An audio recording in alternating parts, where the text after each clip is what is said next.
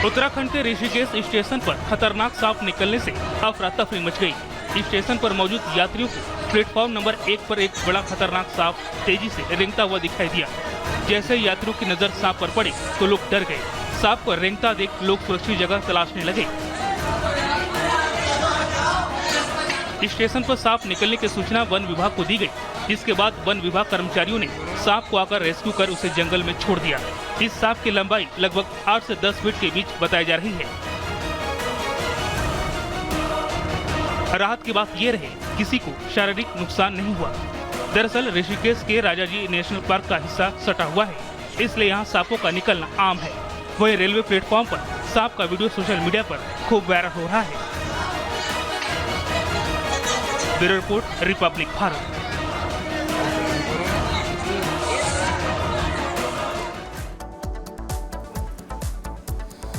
और इधर देखिए, बात उत्तर प्रदेश की करते हैं, जहां अखिलेश यादव और मुख्यमंत्री योगी आदित्यनाथ में वार पलटवार हो रहा है। एक बार फिर अखिलेश यादव ने इशारों में सीएम योगी पर तंज कसा, तो बीजेपी ने भी पलटवार करने में देरी नहीं की। पूरी खबर क्या है, इस रिपोर्ट के जरिए आपको बताते हैं।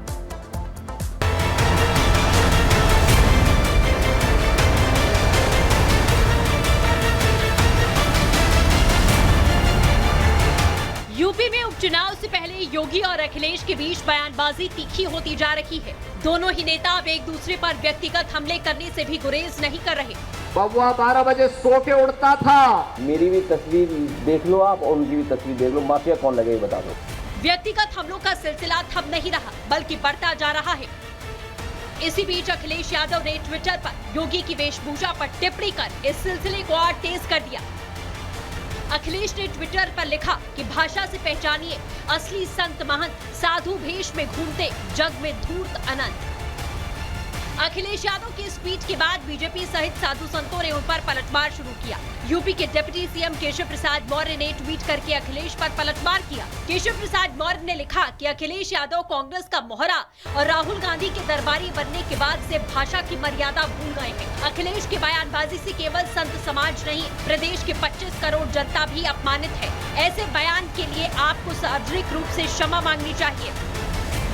वहीं रामा दल ट्रस्ट के अध्यक्ष पंडित कल्की राम ने अखिलेश यादव को लताड़ लगाई। माननीय मुख्यमंत्री योगी आदित्यनाथ जी को लेकर जिस प्रकार संत महंतों पर समाजवादी पार्टी के मुखिया बयानबाजी कर रहे हैं, उन्हें सोचना चाहिए कि वो हमारे मुख्यमंत्री के पैरों की धूल भी नहीं है, न कभी बन सकते हैं। वो अपने मानसिक दिवालियेपन की खींच उतार तो रहे हैं, लेकिन अपना मानसिक संतुलन खो चुके हैं।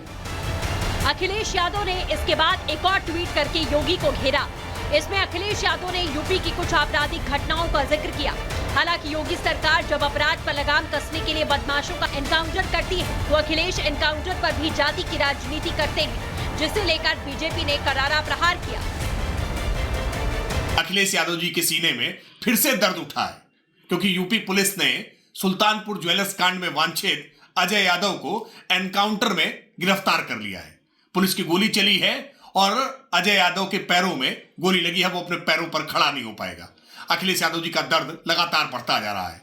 वो जितना अपराधियों को बचाने की कोशिश कर रहे हैं, यूपी पुलिस अपराधियों को उतनी जल्दी ही जेल की सलाखों के पीछे पहुंचा रही है। लोकसभा चुनाव के बाद यूपी में उपचुनाव होने, बीजेपी पूरी कोशिश कर रही है कि वो लोकसभा में मिली हार की भरपाई उपचुनाव में कर पाए। सीएम योगी खुद इस बार प्रचार की कमान संभालते नजर आए। दूसरी तरफ अखिलेश पूरे उत्साह में है। यही वजह है कि इस बार दोनों नेता आमने सामने हैं। लेकिन देखने वाली बात यह है कि योगी और अखिलेश के बीच चल रही जुबानी जंग का फायदा किसे मिलता है। यूपी की जनता उपचुनाव में किसे विजयी बनाती है। Bureau report, Republic Bharat. दर्शकों, जम्मू कश्मीर की वादियों में इन दिनों बर्फबारी की जगह सियासी चादर जो है वो बिछी हुई है। हर शख्स जो है, जमहूरियत ये चाहती है कि वो घाटी में विकास के नए पहिए को और रफ्तार दे सके। इसीलिए बढ़ चढ़कर घाटी में लोग जो है वो इन चुनावों में हिस्सा ले रहे हैं। हमारी सहयोगी मीनाक्षी ने ग्राउंड पर जाकर लोगों से बातचीत की है। लोग इस चुनाव और कश्मीर के विकास को लेकर क्या कुछ कह रहे हैं, इस रिपोर्ट के जरिए आपको बताते हैं।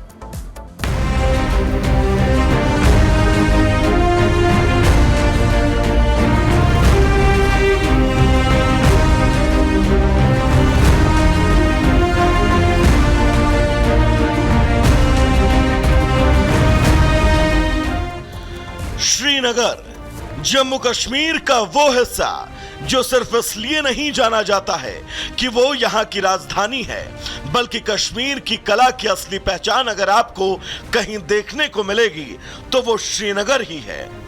लेकिन एक दशक पहले कश्मीर ऐसा नहीं था। अनुच्छेद 370 की बेड़ियों में बंधा कश्मीर आतंकवाद, अलगाववाद और परिवारवाद से जूझ रहा था। पर आज के कश्मीर को अगर आप देखेंगे तो शायद ये नहीं मानेंगे। धरती की जन्नत कहे जाने वाली ये जमीन कभी 370 की बेड़ियों में बंधी थी और यहाँ होने वाले आतंकी हमलों से लोग डरते थे। कुछ बदलाव नजर आते हैं 10 सालों में? बहुत बदलाव आ रहा है, वो तो आप खुद देख रहे थे कितना बदलाव आ रहा है। आप देखिए अभी क्या टाइम हुआ, इस टाइम तो हम घर में सोए होते थे, बहुत बदलाव आया। इतनी बजे लोग घर से बाहर नहीं निकलते थे ना, कहाँ निकलते थे? 6-7 बजे, बस 6:30 बजे सब। अभी तक 10 फोन आए होते थे घर से कि घर पहुँचे कि नहीं।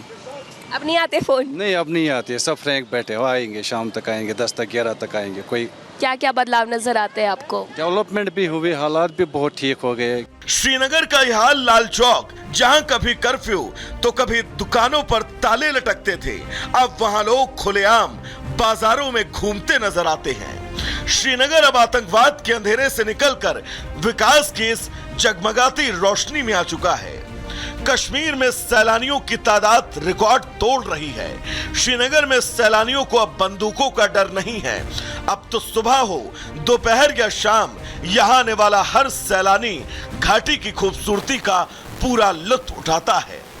कहाँ से आए हैं आप? हम उत्तराखंड से हैं। उत्तराखंड से आए हैं। उत्तराखंड भी तो पहाड़ों के लिए जाना जाता है, मसूरी को भी पहाड़ियों की रानी बोलते हैं, लेकिन कितना अलग लगा आपको कश्मीर? पर कश्मीर ज़्यादा सुंदर है, कश्मीर की खूबसूरती हमें खींच लाई है यहाँ पर, तो इसलिए हम लोग फर्स्ट टाइम आए हैं यहाँ पर और बहुत अच्छा लगा, बहुत सुंदर है कश्मीर। सुनने में आया कि भाई पहले बहुत ज़्यादा यहाँ पर होता था मिलिटेंट का, पर 370 हटने के बाद बहुत कुछ बदल गया है यहाँ। अब बहुत सेफ है, लोग सेफ महसूस करते हैं और बहुत अच्छा लग रहा है, पहले जैसे बात नहीं रही है अब। जम्मू कश्मीर का यही बदलाव इस बार चुनावी शोर में गूंज रहा है। जिस जनता ने सिर्फ बमों के धमाकों, देश विरोधी नारेबाजी और विद्रोह की आवाजें सुनी, वो शायद पहली बार लोकतंत्र की बुलंद आवाज सुन रहा है और ये समझ गई है जनता कि 370 की दीवार के पीछे की दुनिया कितनी अलग है। अगर हम यहाँ पर बात करें चुनावी मुद्दों की, तो जनता के क्या मुद्दे हैं? सब तो इसमें खुश है। आप तो देख रहे हैं कितनी रैलियाँ हो रही है। मुझे लगता है मेरी एज में मैंने पहली बार ऐसी रैलियाँ देखी है। सब खुश है कि कुछ होना चाहिए, कोई हुकूमत आनी चाहिए यहाँ पे। 370 की दीवार हटने के बाद जनता को इस बात का एहसास हुआ कि उसने अब तक क्या खोया है। तभी तो आज कश्मीर में रहने वाले लोग अब ये समझ चुके हैं कि उन्हें सिर्फ और सिर्फ विकास चाहिए, बंदूकें और कर्फ्यू नहीं।